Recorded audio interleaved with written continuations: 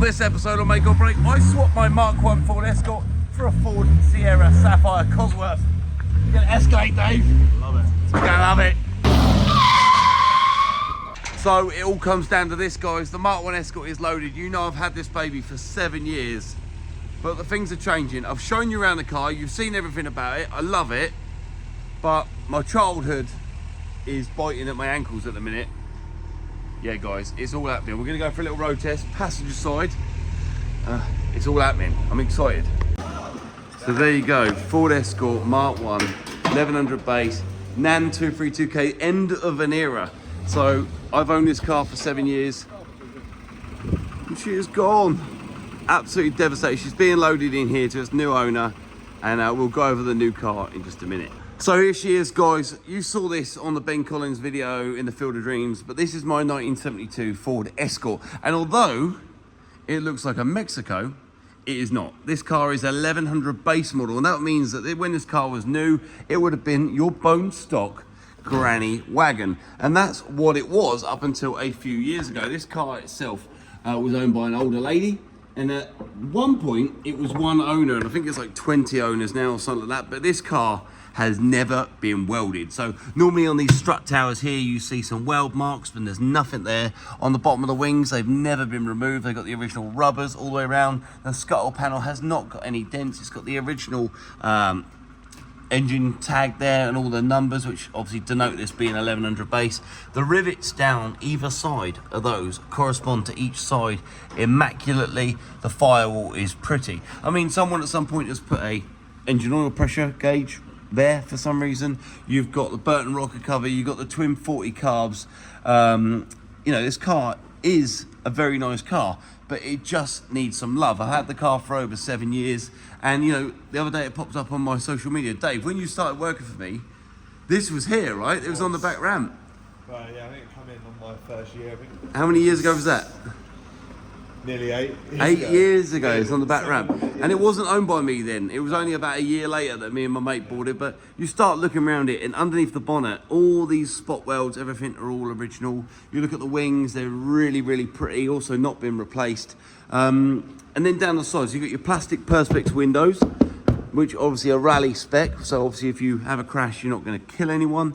The rear glass is a heated DMS window, which would be original. Rear bumpers, rear lights, original. I don't know about these reverse lights, guys. So if they are real or original, if you could let me know, that would be appreciated. The Mexico livery. Most people, when they do a Ford Mexico Tribute, okay, they cut the rear arches off and they put the widened Mexico wings on the front and the rear. But this car here is all original. There's no rust at all. She is all original and all solid, all the way down to the front there. Absolutely immaculate.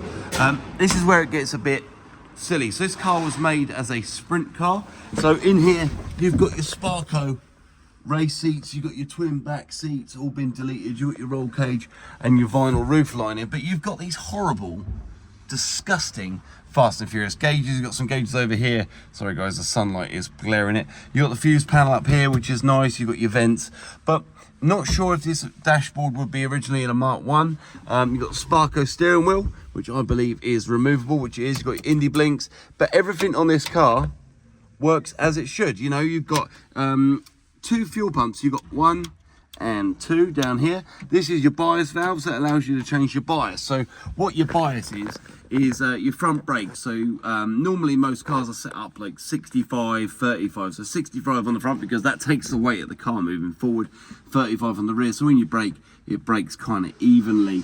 But inside the car is also nice. I wouldn't say comfortable by any means, but really, really nice, really clean car. I'll show you around the boot. We'll go through the boot real quick. You've got this e-brake here, which they've designed it in such a way that you pull back and then lock it in here, so you can actually lock the handbrake.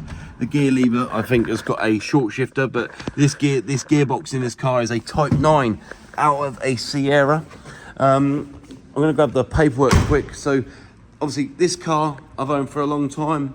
I absolutely love it, but I am swapping it for another car which is just behind me. I'm going to grab the paperwork. Dave, can you grab the keys for me, mate, quick? Dave's going to grab the paperwork. But it's the end of an era. I've had it a long time. I've had some fun with it. I've done a few car shows with it, but it has been a static display item for a long time, which has been a shame because this car has just sat in my workshop for years. This is the paperwork. This is the folder, the documentation, the ownership documents to the car. And in here, you've got a couple of things, a couple of bits and pieces which designate what this car came from. I'm going to hide the logbook there because I don't really want anyone cloning it. But back in 2015, it had the engine and the head rebuilt, new pistons, new bits and pieces. There it is, the torque sheet there and the pictures of it in 2015. It hasn't changed much. But what we do have in this folder is a set of keys. Okay, 2 seconds.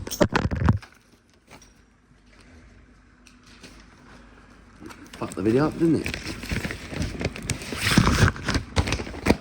So these keys here have these Solex keys on them, a fuel flap key which is original and a kill switch. The kill switch will allow you to turn the car off so that if someone wants to steal it through the night, it's going to be a little bit harder for you.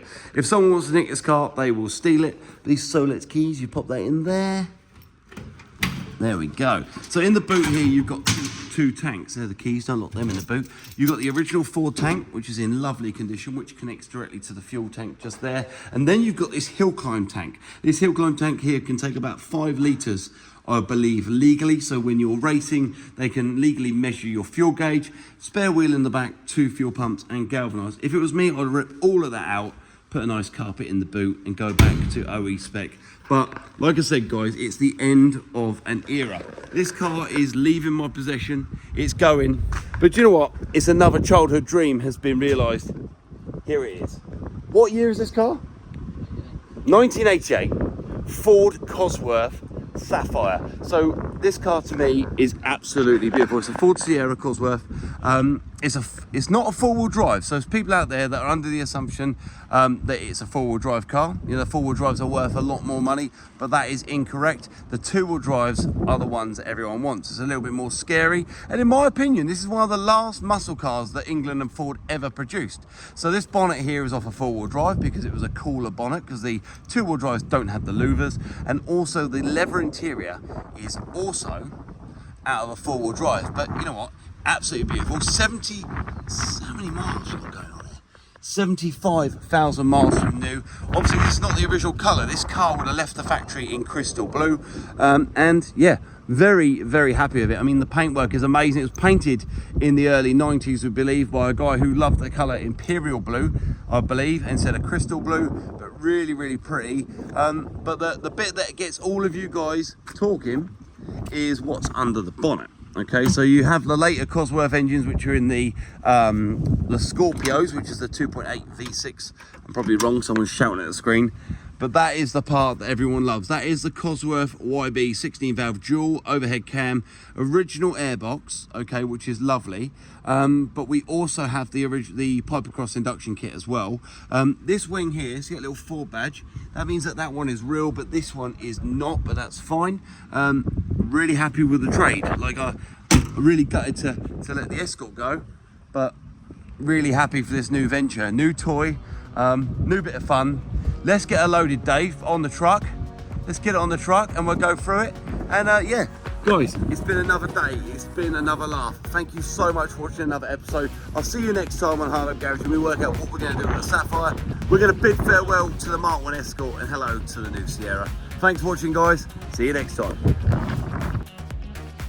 Quick reminder, hit that subscribe button, the like button, and then the bell button, so you get alerts when we release new episodes, and follow us on social media too for extra stuff and more alerts about videos we're releasing, which at the moment is every Sunday and the odd Wednesday too. Bye for now.